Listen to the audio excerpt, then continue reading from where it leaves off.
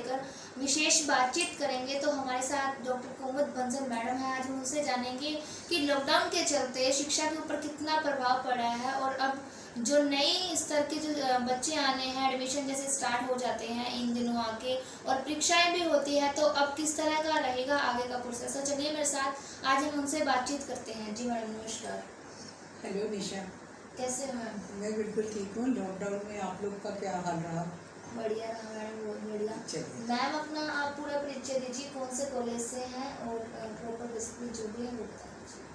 मेरा परिचय तो यही है कि मेरा नाम कुमुद बंसल आपने बताया ही है अभी, और शिक्षा के क्षेत्र से मैं जुड़ी हुई हूँ। पहले मैंने डिस्ट्रिक्ट कोर्ट में और पंजाब और हरियाणा हाई कोर्ट में प्रैक्टिस भी किया है और लेखन का कार्य भी किया है मैंने। और अभी साल भर पहले मैं कर्तव्य भार मुक्त हुई हूँ। मैं थी डायरेक्टर हरियाणा साहित्य अकेडमी की। तो अभी आपने मुझसे 2 प्रश्न किए थे कि शिक्षा के क्षेत्र में प्रभाव क्या रहेगा लॉकडाउन की वजह से। तो इसको हम शिक्षा के क्षेत्र को तो बहुत एक विस्तृत बात हो गई है, इसको हम थोड़ा सा बाइफरकेट कर देंगे कि भाई स्कूली शिक्षा पर क्या प्रभाव पड़ेगा और महाविद्यालय के ऊपर क्या प्रभाव पड़ेगा और विश्वविद्यालय के ऊपर इसका क्या प्रभाव पड़ेगा। हम पहले इस प्रश्न को लेते हैं जी। तो जहाँ तक हम विद्यालय शिक्षा की बात करते हैं तो उस पर मुझे कोई बहुत ज़्यादा लंबा चौड़ा प्रभाव इसलिए नज़र नहीं आता क्योंकि प्रत्येक पेरेंट्स जितने भी होते हैं, अभिभावक, उनको इतना ज्ञान तो आज के युग में है कि भाई हमको बेसिक एजुकेशन जो है, शुरुआती शिक्षा जो है, वो हमको बच्चे को देनी है। और राइट टू एजुकेशन के अंतर्गत सरकार की तरफ से बहुत सुविधाएं प्राप्त हैं। तो जो भी गरीब तबके के लोग हैं जिनके पास हम ये कह लें कि संसाधनों की कमी होती है, तो वहाँ जितने प्राइवेट स्कूल्स हैं वो भी हेल्प कर रहे हैं, सरकार भी हेल्प कर रही है। तो लॉकडाउन की वजह से थोड़ा सा सेशन आगे पीछे हो सकते हैं, लेकिन एडमिशन्स पर बहुत ज़्यादा प्रभाव विद्यालय शिक्षा पर नहीं पड़ने वाला है, बहुत ज़्यादा प्रभाव नहीं पड़ने वाला है। अब हम आते हैं महाविद्यालय की शिक्षा पर। महाविद्यालय की शिक्षा में प्रभाव जरूर पड़ेगा जी। क्योंकि एक तो वहाँ पे राइट टू एजुकेशन वाला कॉन्सेप्ट नहीं है। तो जहाँ सरकारी महाविद्यालय हैं वहाँ पे भी सीमित सीट्स होती हैं। फिर वो स्टूडेंट्स जो होते हैं उनको फिर प्राइवेट इंस्टीट्यूशंस की तरफ जाना ही पड़ता है। और चूंकि प्राइवेट इंस्टीट्यूशंस के पास कोई सरकार की तरफ से तो कोई अनुदान मिलता नहीं है, तो वो फीस में भी कमी नहीं कर सकते क्योंकि इतने बड़े इंस्टीट्यूशंस को चलाना और उसकी सैलरीज सबकी देना, सब कुछ करना थोड़ा सा दिक्कत का काम होता है। तो शायद महाविद्यालय स्तर पर हमको फ़र्क देखने को मिलेगा। और अगर हम बीएड लेवल की बात करें तो बीएड लेवल में जो है उसमें काफ़ी फ़र्क पड़ने वाला है, क्योंकि प्रत्येक पेरेंट्स के लिए बीए करवाना, एक ग्रेजुएशन करवाना बच्चे के लिए बहुत ज़रूरी होता है, कोई भी विद्यार्थी है। लेकिन बीएड करवाना उतना आवश्यक नहीं है जितना हम सोचते हैं। तो बीएड के ऊपर सबसे ज़्यादा प्रभाव बीएड पे पड़ेगा। और यूनिवर्सिटी की जहाँ तक अभी हमने पहले बात की थी कि हम इसको 3 स्तर पे बात करेंगे, तो जो विश्वविद्यालय में है एडमिशन्स, उस पे मुझे नहीं लगता कि कोई बहुत लंबा चौड़ा प्रभाव पड़ने वाला है, क्योंकि वहाँ तो सरकार के द्वारा निर्धारित फीस है।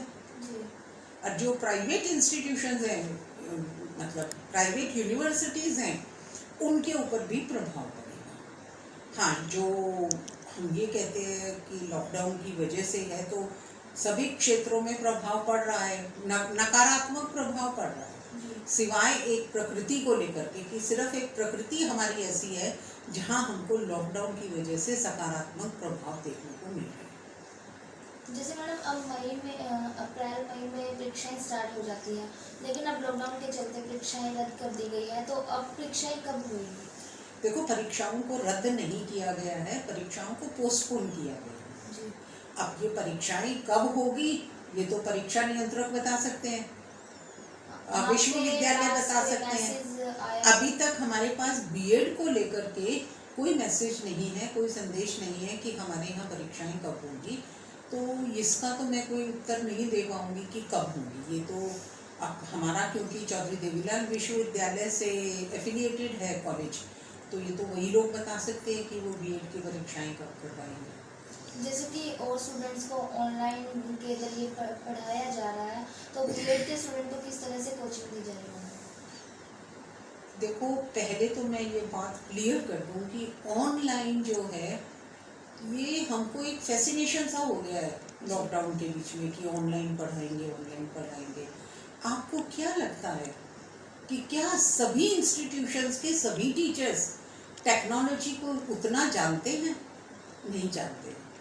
और फिर दूसरी बात, विद्यार्थी जो हैं वो गांवों की बैकग्राउंड से आते हैं।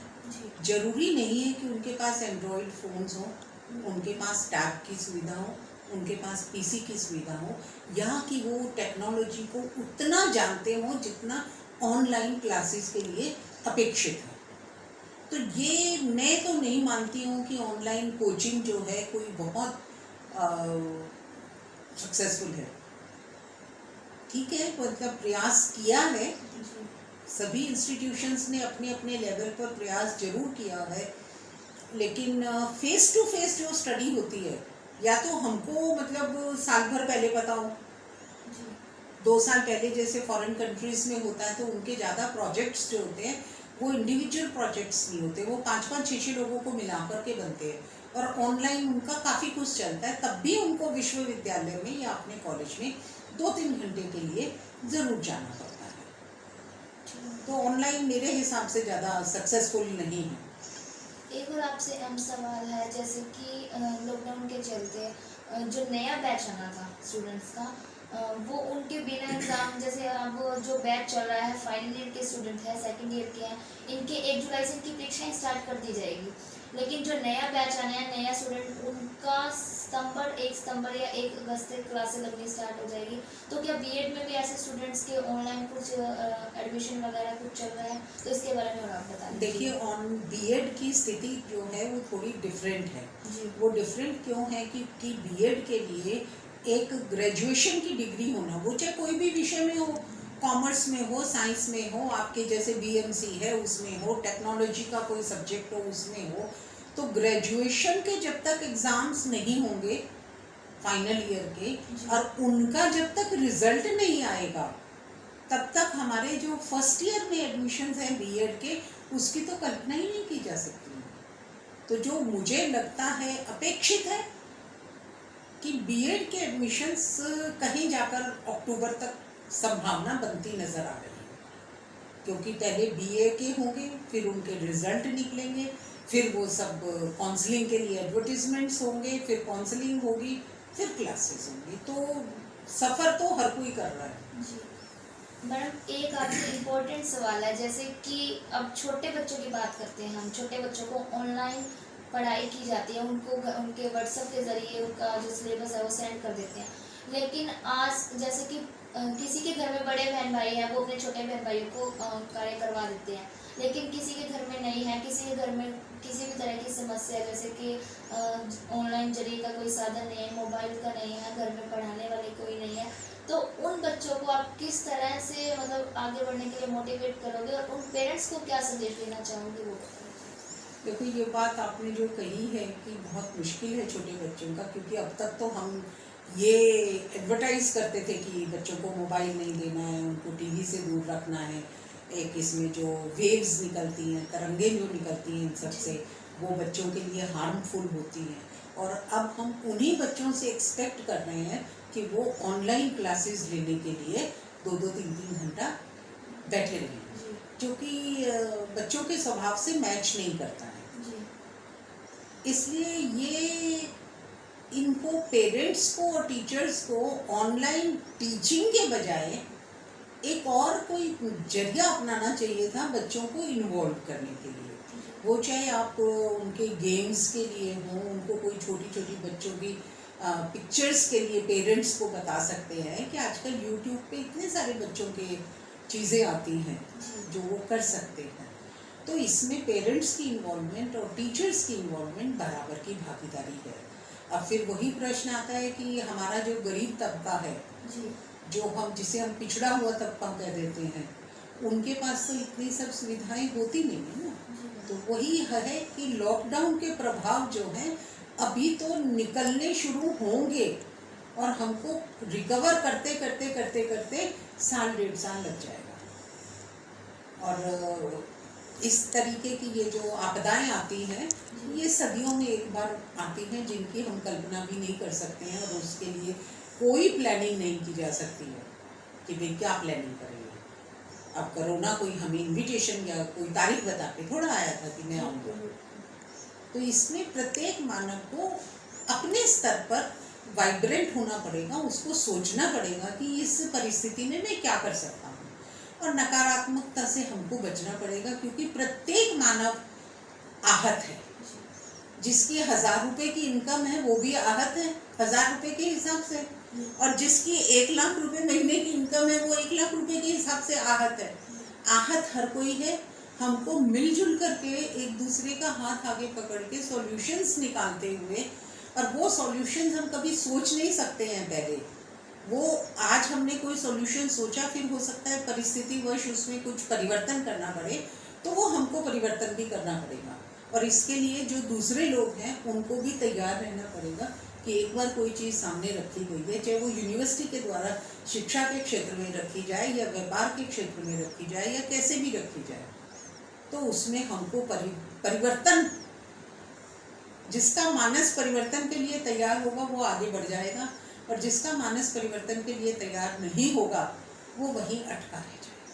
जैसे आपने भी बताया कि इसके इफेक्ट रहेंगे, आगे प्रभाव पड़ेंगे। अगर शिक्षा की बात करते हैं तो शिक्षा के ऊपर आने वाले समय में क्या प्रभाव रहेंगे? देखो, इसमें प्रत्येक टीचर की, विश्वविद्यालय की सोच पर निर्भर करता है कि वो प्रभाव क्या हो सकते हैं। एक प्रभाव तो है कि हमारा सेशन लेट हो गया जी।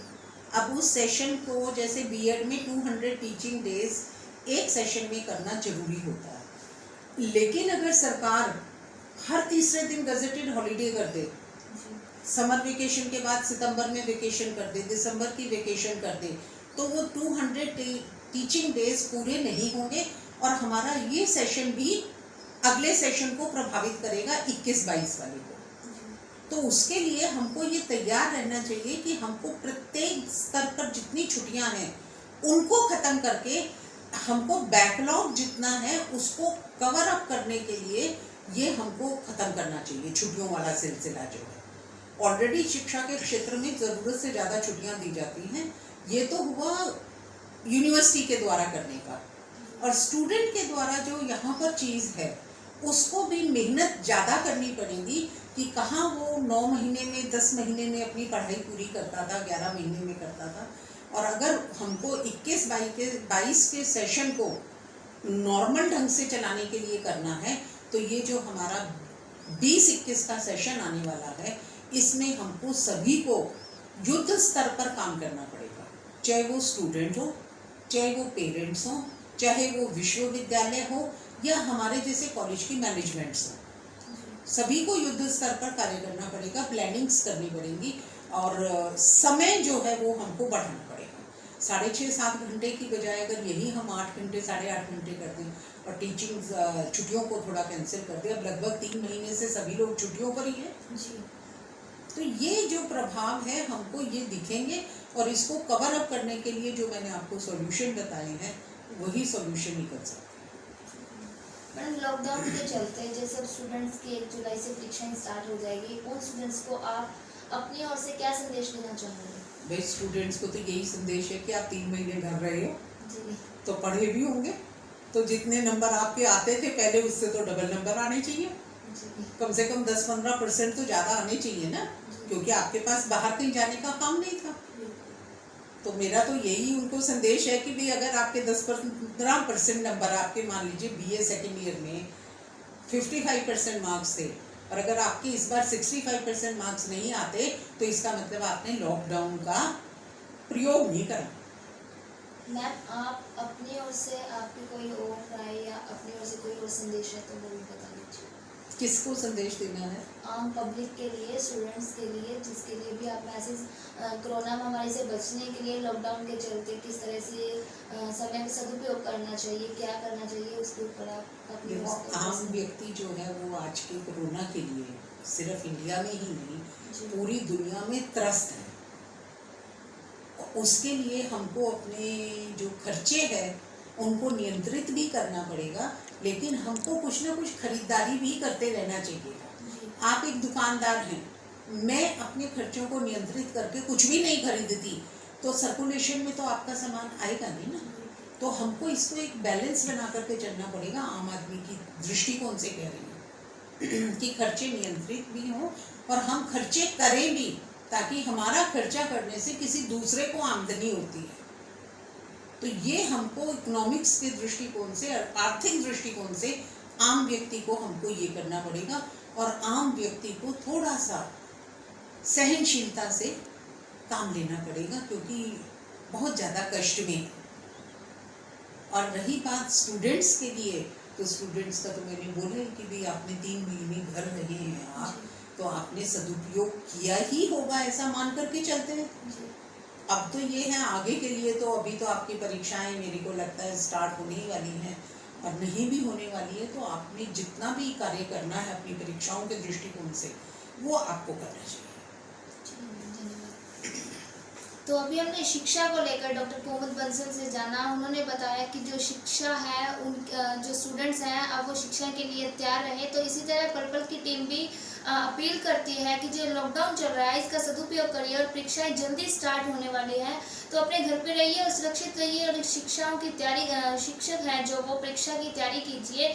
इसी को लेकर हम अगली अपडेट भी आपको देते रहेंगे। इसी तरह आप हमारे चैनल के साथ जुड़े रहिए, लाइक और सब्सक्राइब करना न भूलें। फेसबुक पर पेज पर देख रहे हैं तो फॉलो और लाइक ज़रूर कीजिएगा।